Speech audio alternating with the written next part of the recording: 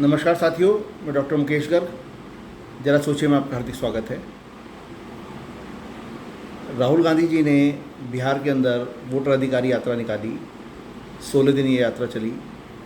लगभग 1300 किलोमीटर का रास्ता इसने तय किया और 130 विधानसभाओं को इसने कवर किया उसके अंदर। और मीडिया ने और सोशल मीडिया ने इस यात्रा को एक अति सफल यात्रा और राहुल गांधी को एक प्रतिष्ठित नेता के रूप में तब्दील हो जाने की बातें करके एक नैरेटिव पैदा किया। राहुल गांधी मेहनत कर रहे हैं, अच्छा प्रयास कर रहे हैं, करना भी चाहिए। राजनीति के अंदर ये सब चीज़ें जो हैं आवश्यक हैं। लेकिन जिस तरीके से राहुल गांधी, मैं अपने एक पहले वीडियो में भी कह चुका हूँ, राहुल गांधी जिस तरीके से प्रधानमंत्री नरेंद्र मोदी को सीधा टारगेट करते हैं, वहाँ वो मात खा जाते हैं। और उन्होंने इस वोटर अधिकार यात्रा के अंदर भी ऐसा ही किया।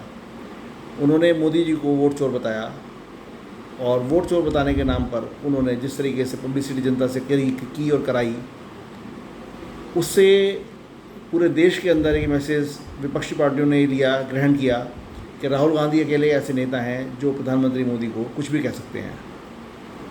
क्योंकि राहुल गांधी जब बोलते हैं तो वो सोचते नहीं हैं कि नरेंद्र मोदी उनसे उम्र में कितने बड़े हैं और देश के प्रधानमंत्री हैं, उन्हें क्या शब्दावली यूज़ करनी चाहिए। लेकिन वो जब बोलते आते हैं तो वो उल्टा सीधा कुछ भी बोलते हैं। उसी बीच में उनकी रैली के अंदर प्रधानमंत्री जी को और उनकी मां को गालियां दी गई। वो इशू जब तक प्रधानमंत्री मोदी विदेश में रहे कोई ख़ास उसका इशू नहीं बन पाया। लेकिन जैसे ही मोदी जी विदेश से लौटे, यात्रा से लौटे, उन्होंने मात्र 12 मिनट के अपने एक उद्बोधन के अंदर उस बने बनाए सारे राहुल गांधी जी के 16 दिन के प्रयास को मटियामेट कर दिया और पूरा नैरेटिव चेंज करके उन्होंने बिहार की महिला और बिहार की जो छठ मैया हैं उनके ऊपर सारा फोकस खड़ा कर दिया। और ये एक तरीके से उन्होंने डिक्लेयर कर दिया, एक तरीके से बता दिया, जनता को समझा दिया कि राहुल गांधी ने छठ मैया की बेइज्जती की है। इन सब चीज़ों से राहुल गांधी को समझना चाहिए, सबक लेना चाहिए कि वो किस आदमी से भिड़ रहे हैं और किस तरीके से भिड़ रहे हैं। भिड़ना बुरा नहीं है, भिड़ने का तरीका वो सभ्य सकारात्मक होना चाहिए, ना कि हर समय नकारात्मकता दिखानी चाहिए उसके अंदर।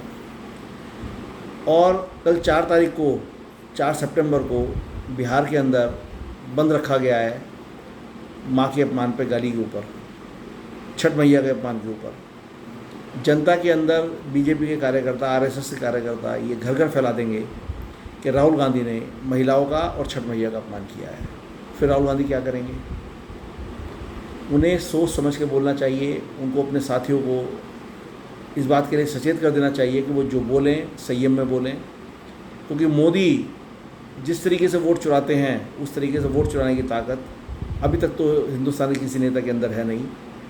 वो ईवीएम से वोट नहीं चुराते, वो कोई गड़बड़ी करके वोट नहीं चुराते, वो लोगों का दिल चुरा लेते हैं।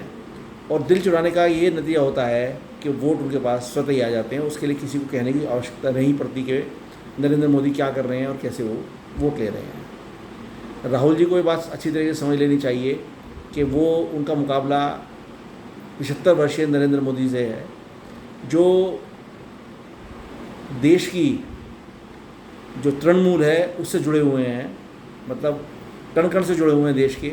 उनको एक एक चीज़ का, एक एक स्थिति का, परिस्थिति का, सामाजिकता का, सबका उनको आभास है। और किस तरीके से वो राहुल गांधी के बनाए हुए नैरेटिव को एकदम बदलने की ताकत रखते हैं, ऐसा उन्होंने कल करके दिखा दिया। फिर एक बार जब उन्होंने अपनी माँ को दी गई गाली को महिलाओं के अपमान से और छठ मैया जो बिहार के अंदर सबसे पूजनीय मानी जाती हैं उनके अपमान से जोड़ दिया। अब देखते हैं राहुल गांधी का सिक्का कामयाब होता है या प्रधानमंत्री नरेंद्र मोदी का। जरा सोचिए साथियों, मेरे विचार यदि आपको उचित लगे तो कृपया मेरे चैनल को लाइक कीजिए, शेयर कीजिए और सब्सक्राइब कीजिए। धन्यवाद।